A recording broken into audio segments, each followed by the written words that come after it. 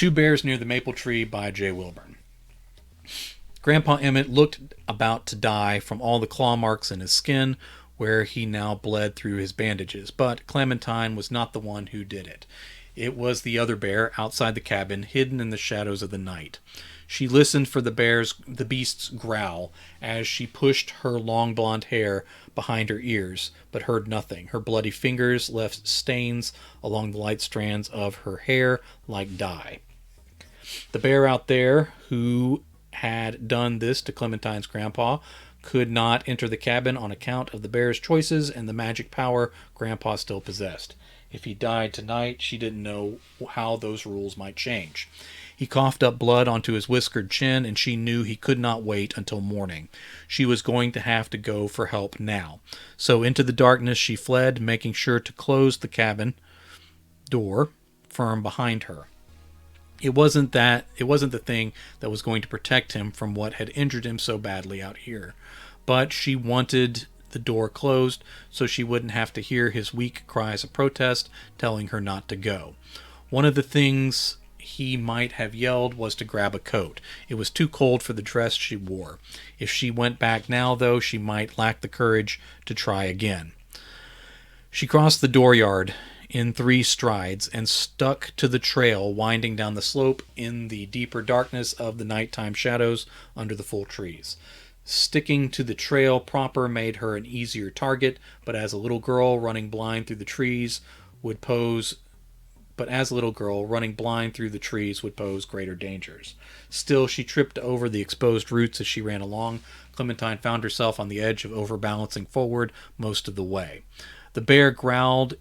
It was the one who had torn into her grandpa. Of course it was. No other beast, great or small, would dare to enter this territory as long as such a monster as this still lurked. After it tasted blood, especially Grandpa Emmett's blood, it wasn't going anywhere. The fact that it announced itself on Clementine's trail told her it had no fear of her and might be toying with her before finishing the job it had failed to complete on Grandpa. She hated the beast for what it was and what it had done, for all the good that hate would achieve. She continued her headlong run, despite all evidence that this mission might be pointless. She whispered out breathy words between gasps of air. At least I'm leading it away. Small victories were still victories, especially if there were no greater successes to celebrate. She barely registered the sweep of the furry paw and its great dark daggers of claws before the strike lifted her off her feet and launched her to the northwest off the trail in the air. The monster had been closer than she realized. Clementine bounced off a couple trees on her way back to the ground, but far fewer than she expected to strike. The rocks hidden under years of leaves made up for that lucky break as she tumbled across the ground, bruising and cutting herself up. The tree tops shook as the great bear forced its way between in passes that should have been too tight. It left dark fur hanging from the rougher patches of bark as it passed. Clementine stood with an effort and turned to face the lumbering monster as it charged her. Ignoring the peril she was in, the charging motion of a bear was almost comical, as if it had gotten fat and was still getting used to moving all that weight. Bears looked more imposing when they were still, she thought. You look ridiculous, she growled at the much larger creature. It stopped within a few feet of her, staring into her eyes with the dark marbles that made the bear look devilish and without soul. It raised on its hind legs and displayed its terrible claws, and of course it roared to shake the world. Is that all you got? Clementine taunted. The bear struck her again on its way down to all fours. She lifted in the air and staggered backward, but not nearly as far as before. There was a lot less power in that second attack, but she had already suffered the first, so it added to the pain. Clementine bounced off a hardwood trunk with no give. As she stumbled forward on the rebound, she saw stars that had nothing to do with the night. Her knees turned watery, and there was no telling what might be going on in her jostled brain. But she kept on her feet and planted herself before the bear again. Are you done? She asked. The bear stared at her with its dead black eyes, as if it didn't quite know how to proceed. Clementine had just enough time to think bears also looked fairly stupid with their dumb black eyes when they stood still looking at you. She had no time to come up with another clever quip. before the bear took hold of her again. This time it locked on with its terrible teeth, and she screamed as the points broke her skin.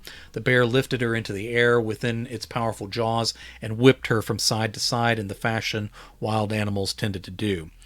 After several seconds where everything in the world blurred with the back and forth motion, except for the pain which remained clear and focused, the bear released her in a spin, and she skipped a little farther down the slope and away from the trail. The bear took its time pacing after her for another go, and that was the first of its grave mistakes that night. Maybe attacking her grandpa was its first fatal error, but no one else was there to decide the matter. Clementine rolled to her stomach as the animal started to charge. She wished she had worn a different dress because this was one of her favorites, and she'd never get to wear it again. The material tore off of her as her body expanded and covered itself in fur darker than that of the bear that had attacked her and Grandpa. Her claws extended black and bloody from her hands, turning into deadly paws. Her teeth grew and sharpened as her jaws shifted into a snout ready to bite and tear. The first bear arrived just in time to see that it now faced a second. Clementine the bear was smaller than this beast, but she attacked from underneath its throat with a vengeance. The bears turned in each other's grasp as Clementine refused to release her teeth from the monster's throat. The first bear tried to twist away. Maybe it would have even retreated given the chance, and things might have turned out differently, but that's not how this night played out. And Clementine was in a fury even before she transformed. They slammed each other into trees and peeled the bark away in sheets as they tore into each other. Despite her advantage, Clementine found herself on her back and fighting to get out from under the mass of the larger bear. She squirmed and twisted, kicked up great clouds of dirt and dust in their struggle. All other night creatures had gone silent and fled the scene, leaving the woods for these two beasts to fight over. Clementine did get to her feet and was able to brace herself once more on uneven ground. The larger monster held off for a second as a low growl rumbled in the back of its deep throat. Clementine feigned an attack, and the larger creature retreated a step, preparing itself for the resumption of the fight. But then Clementine turned and retreated through the forest in that silly, lumbering charge that her kind tended to do. The larger animal growled, possibly at being tricked, and pursued. Clementine was able to squeeze through tighter spaces, but she wasn't that much smaller than her attacker now. The other bear stayed close. Clementine reached open ground first and broke into a harder run through the grasses and up the slope. She knew the other bear would close the distance once it was free of the trees as well, and that is what happened as the beast's roars filled the night. A bright red line of setting sun cut the horizon like a bloody slash, telling Clementine it was not nearly as late as she originally thought. This evening had gotten out of control quite quickly. The monster roared again and was closer than Clementine thought. That seemed to be a theme of this terrible day. The last of the light caught the bright red fall leaves of the lone maple tree standing tall and fiery on top of the next hill where it had been all of Clementine's life. She picked up speed, powered by nothing more than hope, maybe false hope. But to her own surprise, she plunged over the line, past where the iron fences had fallen long ago. She stumbled through the gravestones covered in green and white growths. Some faded until they had to be felt in order to be read. Her fur withdrew, her bones reknit themselves, her claws and teeth retracted faster than was comfortable. She had violated this land, and it was forcing her back into a natural form with the power of her family's magic and the rules of the universe. Her growls turned into the screams of a tortured little girl. Her dress, of course, was gone. The cold bit at her skin, and the untended grasses itched her exposed legs, along with all the fresh scratches and cuts. The bear behind her pulled up short and roared its disapproval from the safe edge. Clementine didn't care if it dared to follow her this time or not. This was going to be over either way. She felt and read her way through the graves of past family. There was still ruddy light left in the sky on this exposed hill, and even though she could still read the inscriptions between her and the trunk of the great old maple, she suspected some of that reading came from memory. Mom's grave declared her a loving mother. Dad's said he was a loving husband. Grandma's called her the mother of the whole family, and so on past the graves of Cousin Martin, Uncle Willard, a great Uncle Dole she never met, Uncle Snazzy she heard stories about her whole life, and the grave of a manservant of her great-grandfather, a fellow named Francis Edler, who earned a spot in this plot. The great-grandparents were buried on the other side of the tree. Clementine set to digging just past the graves of Snazzy and Edler, nearest the base of the maple. Then the cursed bear did cross the line, and it started to transform as well. Clementine wondered how long it had been since it was anything other than a bear. Probably quite a while. She went on digging until she felt the hard edges of the box. Then she fought to get that free of the grave dirt as well. As the bear's claws finally vanished, Clementine's sister held on to the headstones of two modest graves, flexing her fingers as if getting used to having human hands again. Clementine freed the box finally and forced its mud-caked lid open. "Look at me," the other girl's voice croaked from lack of use.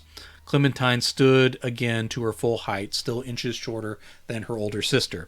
They both stood naked in their family graveyard. A crescent of bite marks ringed Clementine's side over her aching ribs. Her sister's long neck and throat were marred with weeping tooth marks as well. "You think you can beat me by bringing me here? I think Grandpa Emmett needs help because of you, Lucy. That's all I care about. He needs to die so both of us can be free. He can't even turn into a bear anymore. You should have left him alone." "He's the last one, Clementine." Lucy held out her human hands as if begging. "Once he's gone, we never have to be this way again. You don't have to be anything now. You choose to stalk the woods as a monster all the time. That is your choice." Clementine held her hands clasped behind her back like she had done when she was very little. Lucy dropped her begging hands to her sides.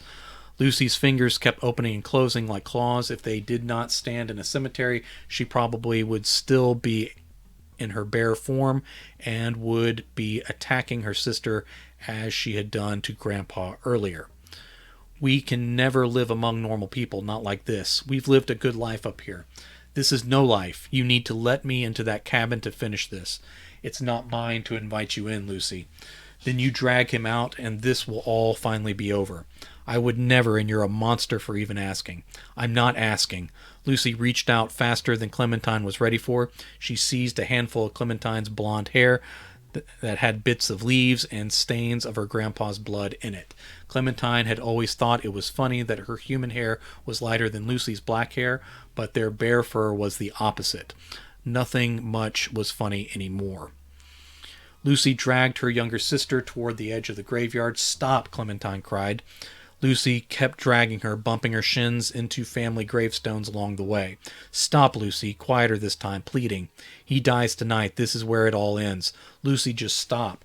Lucy stepped out from between the outermost stones, and fur erupted around her swelling limbs, which still held her sister's hair in the growing claws of her hand-turning paw again. Clementine brought her hands out from behind her back and pressed the bore of the weapon from the buried box up into her sister's rib cage as the bones grew. The hammer clicked, and then the boom rolled across the hills like thunder. The silver slug buried itself deep in Lucy's guts. Clementine hadn't been sure it would fire until it did. The older sister finally let go. She staggered and fell dead, half in and half out of the family cemetery. She started to revert, but died before she could return fully to one form or the other. It left her distorted and ugly. Smoke plumed out of Lucy's final wound in white tendrils. Clementine dropped the weapon in the grass and fell to her knees, crying. She wept until well after full dark. Despite everything Lucy had done, there would still be a burial, but not tonight. Grandpa Emmett still needed help, and Clementine needed a new dress. She found her feet, turned her back on her sister lying dead under the maple with their family, and made her way toward the dark trail again.